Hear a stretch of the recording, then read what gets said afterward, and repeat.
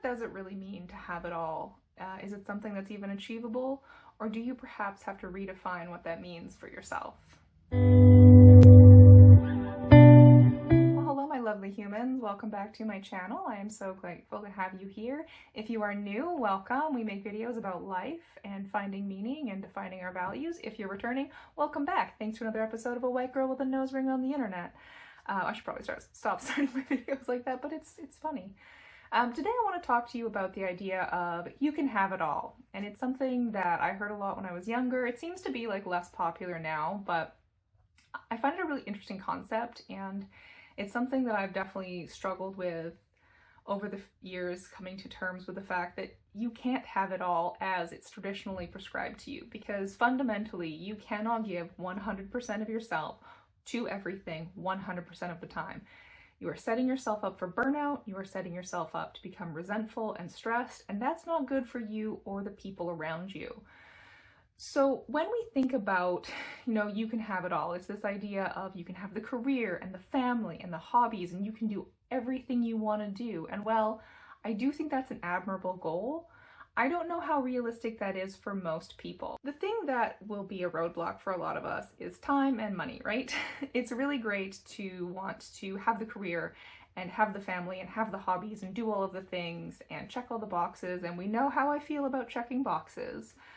But realistically, there are limitations you're going to have financially or with your time that will hold you back from this. I would have a lot more free time to dedicate to my hobbies if I had someone else making my food, if I had someone else who could grocery shop for me, if I had someone that was splitting household tasks with me and things like that. So as a single person, I have a lot of stuff going on.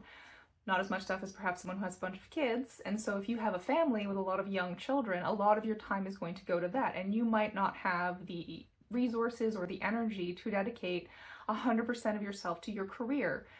These are sacrifices we have to make. And I think that it becomes really damaging when we internalize this message of you can have it all, because ultimately what it does is it's this idea of the more you produce, the more you work, the more time you spend improving, the better your life is going to be. And I think if we don't navigate that really carefully, then we can end up in a scenario where we're going to end up very, very burnt out.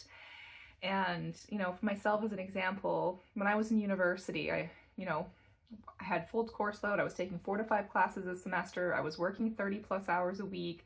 I was trying to maintain all of my hobbies. And I got to the end of my undergrad and I was exhausted.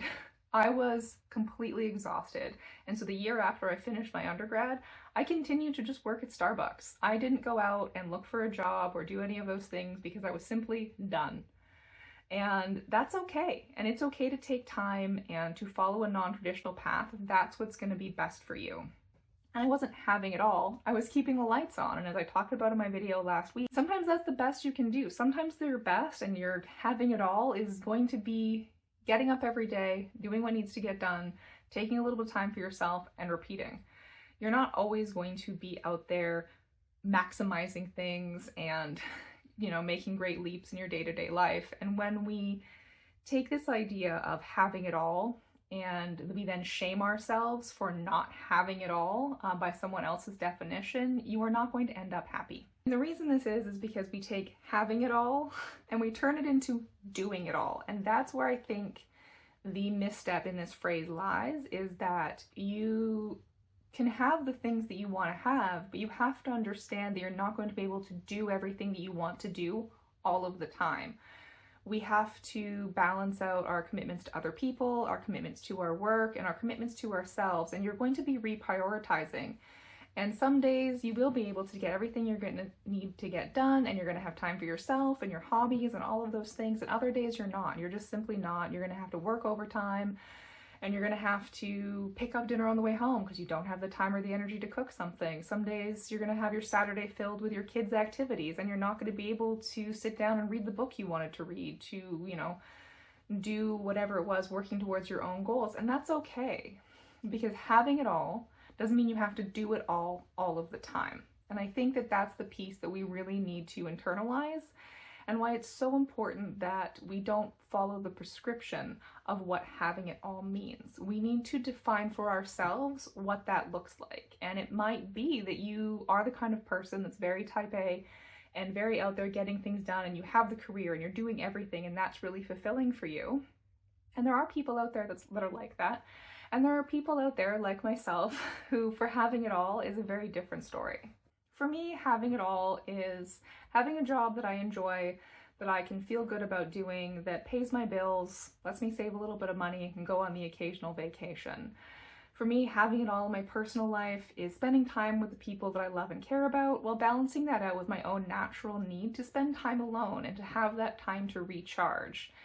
And for me, having it all in regards to my hobbies is doing the stuff like this. And I am very aware that almost all of my hobbies are things that I do at home alone by myself. And I'm gonna get into this in a video I'm gonna do in the next couple weeks about, how introverts have to face society in a different way than others.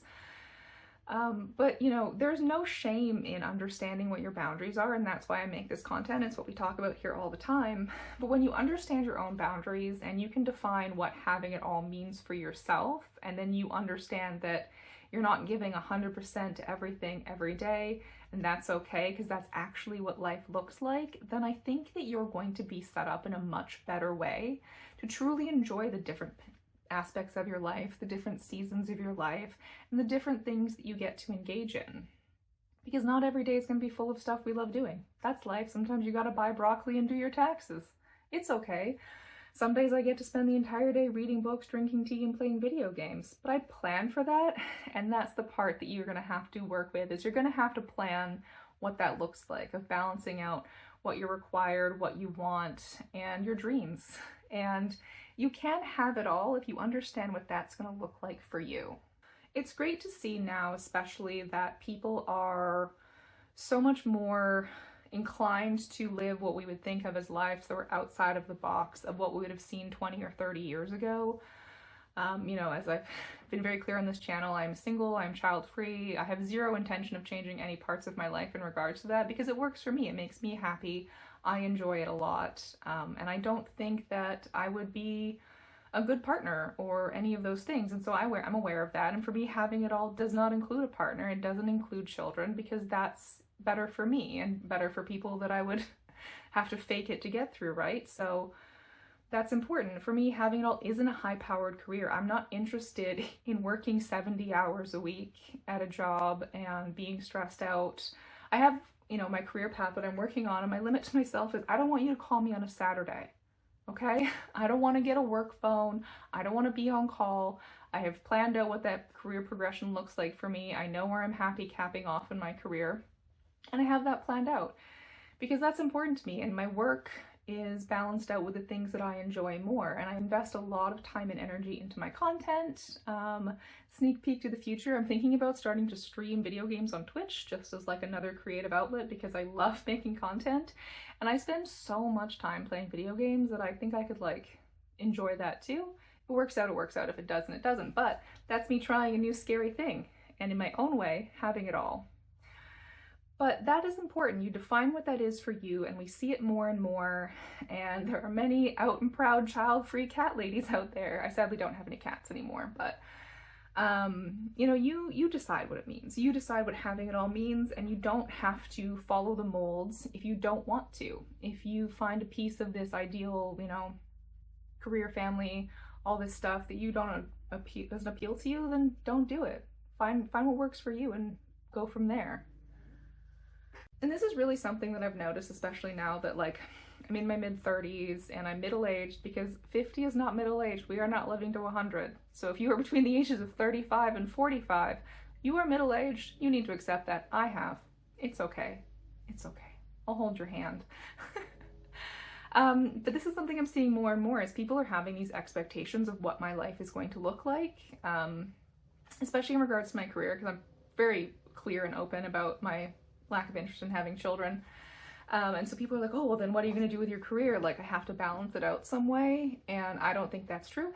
I don't have to balance it out. And I don't think that we need to be doing that to each other. I don't have to have grand, bold career aspirations, and I've talked about this in other videos, but I want a simple life. I want a life that's quiet, that I can engage in activities that feed my brain, and that's okay. We can have that, and have that be enough, and have that be it all. Army dudes, a quick one for you this week. This is just something I've been pondering over. I've been getting a lot of questions from like coworkers and people in my life about like my career aspirations and your 5-year plan. And I might do a video on the whole reason why I absolutely loathe the idea of a 5-year plan. But that's a whole other topic. But yeah, what do you know in the comments what you think? What do you think about this idea of you can have it all? What does that mean to you? Do you think we're setting ourselves up for success with this, or could we maybe change the narrative around what that looks like? If you like this content, please like it. Please subscribe if you want to see more. I'm always happy to chat with people in the comments. I have a new website that I'm working on. It's a bit empty right now, but I'm picking away at it. You can also follow me on Instagram and on TikTok. I'll link those down below. I'm not super active on either of those apps, but I'm there. Send me a DM. We can chat. Don't be weird though, because I won't answer you and might shame you in my stories. Yeah, as always, I am so grateful that you are here, and I will catch you in the next one.